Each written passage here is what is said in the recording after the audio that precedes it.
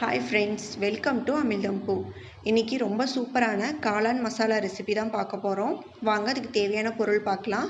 இங்கே காளானை நான் நல்லா கழுவிட்டு இந்த மாதிரி குட்டி குட்டியாக கட் பண்ணி 2 கப் அளவுக்கு எடுத்திருக்கேன். அதே மாதிரி முட்டைக்கோசையும் நல்லா வாஷ் பண்ணிவிட்டு 1 கப் அளவுக்கு இந்த மாதிரி கட் பண்ணி எடுத்திருக்கேன். இதில் வந்து ஒரு பெரிய வெங்காயத்தை கட் பண்ணி வச்சுருக்கேன். இதில் வந்து 1/2 கப் அளவுக்கு கடலை மாவு வச்சுருக்கேன். யூஸ்வலாக காளானுக்கு வந்து மைதா மாவு சேர்த்து தான் பண்ணுவாங்க. நான் இன்றைக்கி வந்து கடலை மாவும் கோதுமை மாவும் வச்சு பண்ணுறேன். இதில் வந்து பைண்டிங்க்காக 4 டேபிள் ஸ்பூன் வந்துட்டு சோள மாவு வச்சுருக்கேன். 1 ஸ்பூன் இஞ்சி பூண்டு பேஸ்ட்டு, ஒரு பச்சை மிளகா, இதில் 2 டேபிள் ஸ்பூன் வந்து கோதுமை மாவு வச்சுருக்கேன். நீங்கள் இது இல்லைனா கடலை மாவு இன்னும் சேர்த்துக்கோங்க. இது வந்து நம்ம சாஸ் எதுவும் சேர்க்காதனால தக்காளி வந்து நல்லா அரைச்சி வச்சுருக்கேன், 2 தக்காளியை. இதில் வந்து மிளகாய் தூளும் கரம் மசாலா உப்பு வச்சுருக்கேன். வாங்க எப்படி செய்கிறதுன்னு பார்க்கலாம். இப்போ ஒரு பாத்திரத்தில் நம்ம கட் பண்ணி வச்சுருக்க காளானை சேர்த்துக்கலாம். நான் 2 கப் அளவுக்கு சேர்க்குறேன். இப்போது முட்டைக்கோஸ் 1 கப் அளவுக்கு கட் பண்ணி வச்சுருக்கிறத சேர்த்துக்கலாம். யூஸ்வலாக கடையில் வந்துட்டு காளான் ரொம்ப கம்மியாக தான் இருக்கும். நம்ம வீட்டில் செய்யறதுனால நான் நிறையா போட்டிருக்கேன். இப்போ வந்து 1/2 கப் அளவுக்கு கடலை மாவு சேர்த்துக்கிறேன். இல்லை உங்களுக்கு மைதா மாவு தான் வேணும் அப்படின்னாலும் நீங்கள் 1 கப் அளவுக்கு சேர்த்துக்கோங்க. சோள மாவு வந்து 4 டேபிள் ஸ்பூன் சேர்த்துக்கிறேன். கோதுமை மாவு 2 டேபிள் ஸ்பூன் சேர்த்துக்கிறேன். தண்ணி எதுவும் சேர்க்க வேண்டாம். இப்போ நம்ம எடுத்து வச்சுருக்க 1 ஸ்பூன் மிளகாய் தூள், 1 ஸ்பூன் கரம் மசாலா, உப்பு தேவையான அளவு சேர்த்து இது தண்ணி எதுவும் சேர்க்காமல் அதில் இருக்க தண்ணியை வச்சு நல்லா கலந்துக்கோங்க. பாருங்கள், இந்த தண்ணியே போதும். வேணும்னா மட்டும் லைட்டாக தெளிச்சுக்கோங்க. எனக்கு இதுவே போதும். பாருங்கள், எண்ணெய் சூடாயிடுச்சு. இப்போ இதை வந்து பக்கோடா மாதிரி நல்லா பொரிச்சு எடுத்துடலாம்.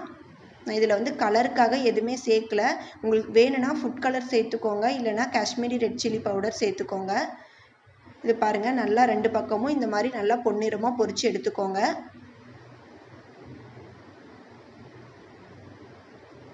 அடுத்த அடசலும் போட்டுடலாம். இதே மாதிரி எல்லாத்தையும் போட்டு நீங்கள் நல்லா பொரிச்சு எடுத்துக்கோங்க. பாருங்கள், இதுவும் நல்லா பொன்னிறமாக பொரிச்சாச்சு.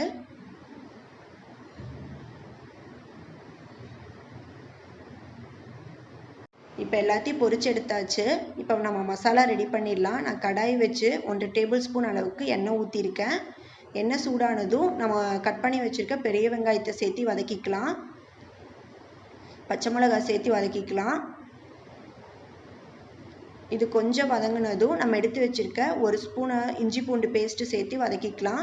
நல்லா பச்சை வாசனை போகிற அளவுக்கு வெங்காயம் நல்லா வேகிற அளவுக்கு நல்லா வதக்கிக்கோங்க. இப்போ பாருங்கள், நல்லா வதக்கியாச்சு. இதில் வந்து நம்ம அரைச்சி வச்சுருக்க 2 தக்காளி பேஸ்ட்டும் சேர்த்துக்கலாம். நம்ம சாஸ் எதுவும் சேர்க்காதனால தக்காளி சேர்த்துக்கிறோம். 2 தக்காளி போதும், புளிப்பு கரெக்டாக இருக்கும் நமக்கு. இது நல்லா குக் ஆகட்டும். இப்போ ஓரளவு குக் ஆனதும் இதில் வந்து 1 ஸ்பூன் மல்லித்தூள் சேர்த்துக்கோங்க. 1/4 ஸ்பூன் மிளகாய்த்தூள் உங்கள் காரத்துக்கு ஏற்ற மாதிரி சேர்த்துக்கோங்க. கொஞ்சமாக வந்து கரம் மசாலா, உப்பு தேவையான அளவு சேர்த்து நல்லா கலந்து விட்டுருங்க. மசாலாவும் அந்த தக்காளியும் நல்லா வேகட்டும். பச்சை வாசனைலாம் போகிற அளவுக்கு நல்லா குக் ஆகட்டும். இப்போ பாருங்கள், இதில் வந்து ஒரு பவுலில் நான் 2 ஸ்பூன் அளவுக்கு கார்ன்ஃப்ளவர் சேர்த்து கொஞ்சம் தண்ணியும் சேர்த்து நல்லா கலந்துக்க போகிறேன், கட்டி இல்லாத மாதிரி. இப்போ இதில் வந்து இந்த கார்ன்ஃப்ளவர் தண்ணியை சேர்த்துடலாம். அப்போ தான் நமக்கு வந்து கொஞ்சம் அந்த கிரேவி கன்சிஸ்டன்சிக்கு நமக்கு கிடைக்கும். உங்களுக்கு இது பத்தலைனாலும் இன்னும் கொஞ்சம் தண்ணி சேர்த்து நீங்கள் கலந்து ஊற்றிக்கோங்க. இப்போ இதில் நான் அந்த ஃப்ரை பண்ண எல்லாத்தையுமே வந்து 2-3 பீசஸாக உடச்சி வச்சுருக்கேன், பெருசு பெருசாக இருந்தனால. இது எல்லாத்தையும் இதில் சேர்த்து நல்லா கலந்து விட்டுருங்க. எல்லாம் ஒன்றா சேர்ந்து நல்லா குக் ஆகணும் நமக்கு. உங்களுக்கு அந்த தண்ணி பத்தலை அப்படின்னா இன்னும் கொஞ்சம் கார்ன்ஃப்ளவர் சேர்த்து நீங்கள் வந்து தண்ணி சேர்த்து கலந்துக்கோங்க. நான் ஒரு 1/2 கப் அளவுக்கு தான் முதல்ல ஊற்றுனேன். திரும்பவும் வந்து 1 கப் அளவுக்கு சேர்த்து நீங்கள் ஊற்றிக்கோங்க. இதை நல்லா மிக்ஸ் பண்ணி விட்டு கலந்து விடுங்க. பாருங்கள், இந்த மாதிரி நல்லா குக் பண்ணிக்கோங்க. கொஞ்சம் உப்பு பத்தலை, நான் டேஸ்ட் பண்ணி பார்த்தேன், அதனால் சேர்த்து நான் கலந்துக்கிறேன். உங்களுக்கு இன்னும் தண்ணியாக வேணும்னா இன்னும் கொஞ்சம் நீங்கள் சேர்த்துக்கோங்க. எனக்கு இந்த பதத்தில் போதும். காளான் மசாலா சூப்பராக ரெடி ஆகிடுச்சு. இப்போ இதை ஒரு பவுலுக்கு மாற்றிடலாம். எனக்கு இதை பார்க்கும்போது எங்கள் ஊரில் சாப்பிட்ற காளான் ஞாபகம் தான் வருது எனக்கு. சூப்பராக இருக்குது பார்க்கவே.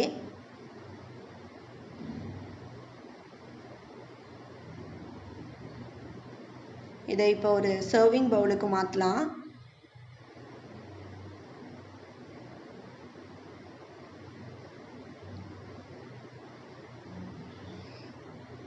இதில் நம்ம கட் பண்ணி வச்சுருக்க பெரிய வெங்காயத்தை சேர்த்துக்கலாம். இதுக்கு மேலே இந்த கார்ன் சிப்ஸு கொஞ்சம் சேர்த்துக்கோங்க. சூப்பராக இருக்குது. இதை வந்து நம்ம இப்போ டேஸ்ட் பண்ணி பார்த்துடலாம்.